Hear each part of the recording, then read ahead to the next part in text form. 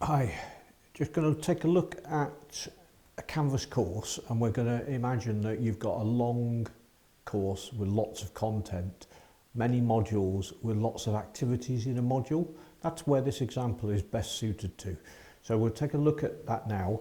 So starting at the dashboard is where you land, where people land in, and we've got a whole host of courses here, but the course we're going to look at in particular is this demonstration course that we've got set up.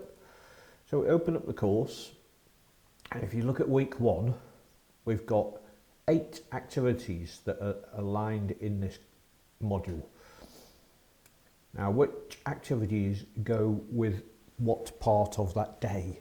So these are set up to the week 1 for a day release student on a degree apprenticeship in this example. Now, looking at this, we can see that there's a daily agenda, pre-workshop activity, but what actually goes where? So to organise this, what I do is set up a calendar event for this day. So we'll go to the calendar and we'll get to that given day. Now we've got several things highlighted in this. Let me hide the tidy up the calendar a little bit and just show this course on its own. So we've got the workshop on this course highlighted, so we click on that. Now by clicking on the actual activity here in the workshop, we've got demo course, where is it, pre-workshop quiz, so we can test their prior knowledge, details of the workshop.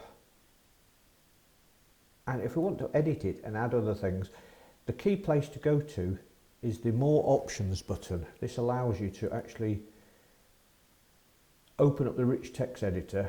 It gives access to the tabs on the right, so links to content, pre-existing content, for example, the pages that we've got there. Now in this example, I'm just going to add an additional quiz. And these are pre-existing quizzes that we've made. So I'll do lab exercise 2.4 in there, just as an example. So that's placed it in there and it's highlighted it there. It's inserted it where the cursor was. So I can update the event when I'm ready, but also if I want to include a file, so say if I want to include a lab protocol, some lab protocol notes to go with this exercise, I can actually find those lab protocol notes in my file structure because I've saved it quite well based on module 1, and then I can find the workshop notes and insert those into the course in the appropriate place as well. So there's the lab notes inserted, and we update the event and we see there. So what I can do is go back to the course, so going back to my dashboard, back to the demo course. I can just check this.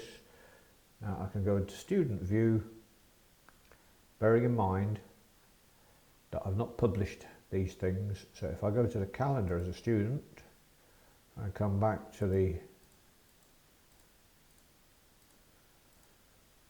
date, there you go. We've got the workshop. I can see it in my calendar. I see that things are happening on the 28th because it's got a little square around it.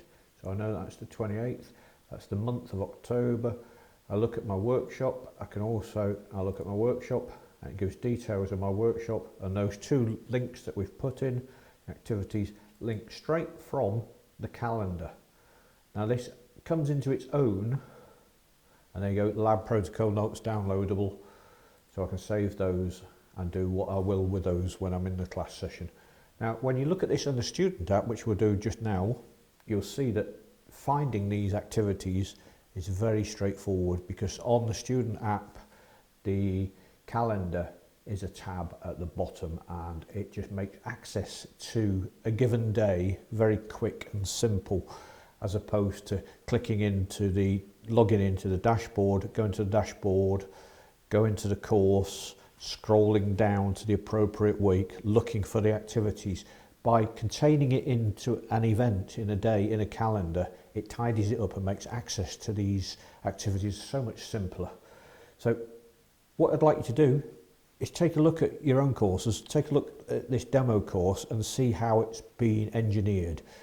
Please don't delete anything in it. Reverse engineer it in as much, look at the activity, the day, the activity that you've chosen, the day for that date. So the days to choose are October the 2020, and it's the 28th or the 5th. 28th of September or the 5th of October. There's a whole host of different activities throughout the day, and you can see how it's been constructed and see how you can apply this to your own course. So it's a matter of then going to that day, 28th or the 5th of October, 28th of September or the 5th of October, look at the events on those days, reverse engineer in as much that you can look to see how that content has been created, that calendar event for the student to locate their course and their course material.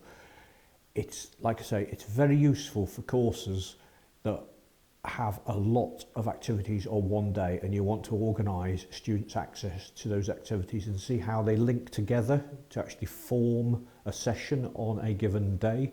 So it's great for tidying up and pulling things together and navigation. It makes navigating to those activities a lot easier from the student's perspective.